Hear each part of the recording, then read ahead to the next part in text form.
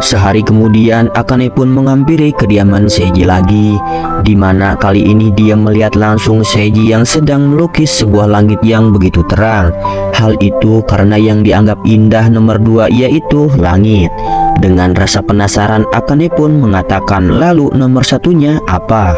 Mendengar perkataan Akane barusan membuat Seiji merasa tersipu malu, dan nomor satu itu adalah sebuah rahasia. Akane yang ingin pergi dari tempat itu, dia pun langsung menghampirinya dan melukis sebuah matahari yang begitu terang di maskernya, yang membuat Akane merasa deg-degan. 完璧。じゃ、またな。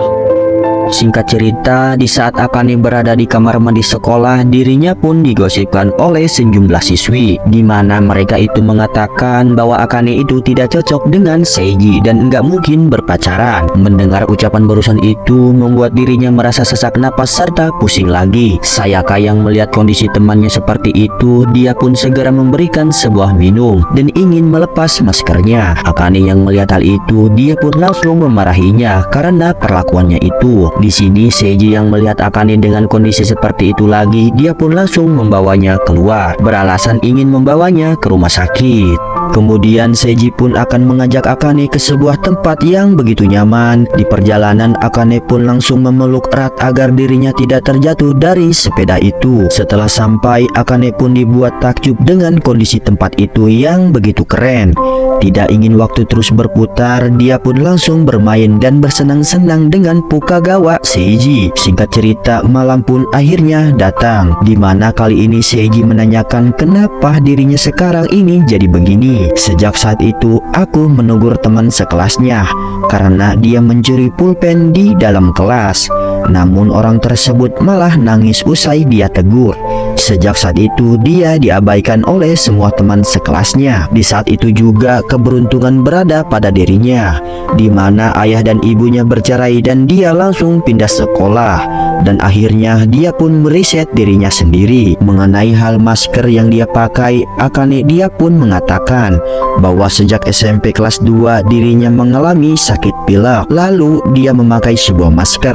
Alhasil dia pertama kalinya merasakan bisa bernapas dengan lega. Kemudian ibunya pun menelepon yang membuat dirinya begitu panik. 告白されるとでも思った？何言ってんのバカってんの。あ、違うんです。これは全部僕が悪いんです。お姉ちゃんの彼氏？ Di pagi harinya, Sayaka pun menghampiri dirinya, di mana Akane ini langsung meminta maaf atas sikapnya itu di waktu kemarin. Ucapan itu langsung dimaafkan oleh Sayaka, di mana dia juga mengerti atas tindakannya itu karena ada hal yang bisa tersampaikan tanpa harus mengatakan. Kemudian Sayaka juga sudah mengetahui bahwa Akane ini menyukai Seiji, begitu juga Seiji yang menyukainya. Mendengar ucapan itu membuat Niwa Akane langsung tersipu malu. 見ててすぐ分かる。あかねのこと好きってこと。あと最近のそのマスクも可愛い。 Di sisi lain, Akane yang menghampiri kediaman Seiji, dia pun menanyakan satu hal. Kenapa Seiji itu bimbang soal belajar di luar negeri? Dan kenapa kamu belum memutuskan mau daftar atau tidak? Mendengar ucapan barusan itu seolah-olah membuat Seiji merasa marah dan langsung pergi.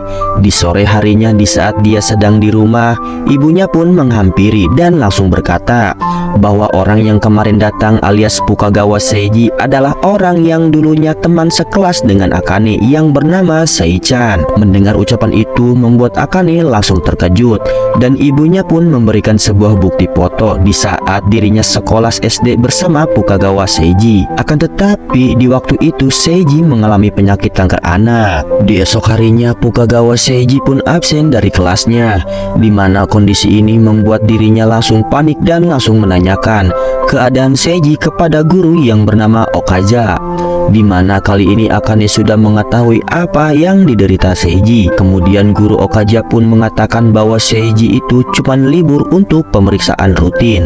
Mendengar hal itu, dia pun langsung bergegas mencarinya. Setiba malam, Seiji pun menghampiri guru Okaza dan langsung menyarankan agar Seiji segera menentukan bahwa dia mau daftar atau tidak. Setelah itu, dia pun melihat sesuatu di sebuah lorong, namun yang dia lihat adalah seorang wanita cantik yang sedang mengkhawatirkan dirinya. Di saat percakapan mereka berdua, Seiji pun mengatakan bahwa dulu saat dia sekolah SD dia pun bermain bola, akan tetapi dirinya pun ditekel. Kemudian orang itu pun memenangkan pertandingan itu dan tersenyum kepada dirinya. Sejak saat itu pula dia selalu terbayang-bayang senyuman anak itu. Rasanya kenangan itu bagaikan jimat. Yang terpenting dalam hidupnya, dia ingin melihat senyuman anak itu lagi. Akan tetapi anak itu tidak mungkin mengingat hal sepele itu. Kemudian Akane pun mengatakan nama Sei-chan, yang membuat Seiji merasa terkejut dan merasa malu. Setelah perdebatan dan masa lalu yang mereka sudah ketahui satu sama lain, akhirnya mereka pun bersenang-senang di atas gedung dan mewarnai gedung tersebut sampai pagi.